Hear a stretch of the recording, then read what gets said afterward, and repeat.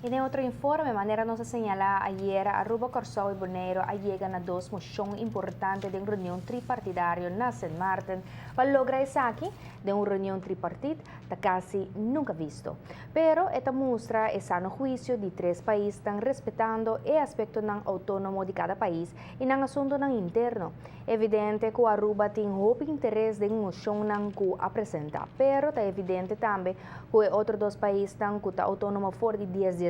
quiere den el pensamento y está solidario con él. Así el presidente de Comisión Permanente de Asunto de Reino de Parlamento de Aruba y Corsao señala. Nós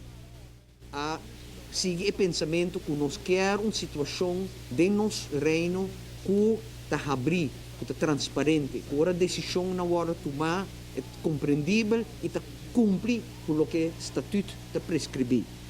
E duas resoluções que nós adoptar a AUE está a criação está a decisão que nós quer para toda decisão que vamos tomar a nível de reino para nós ter claridade que não está cumprir com o estatuto. E para isso nós a primeira resolução está pedindo para nós pôr a decisão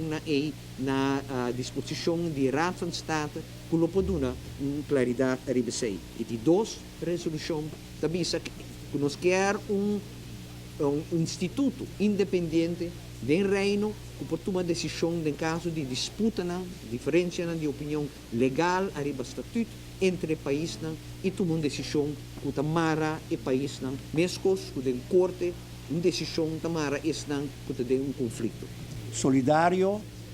para cada junto buscando lo cual da nossa opinião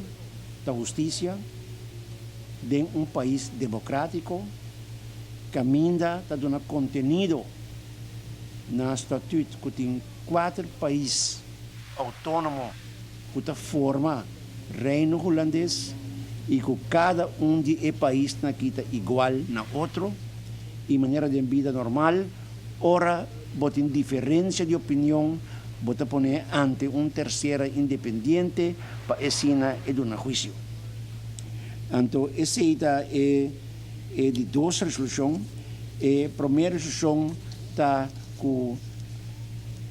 tem dúvida riba certo decisão não impõe assim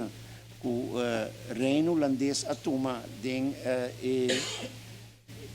o ministério de reino que nós que põe dilante a trove partner independente que a Raad van State para dar nos uma opinião jurídica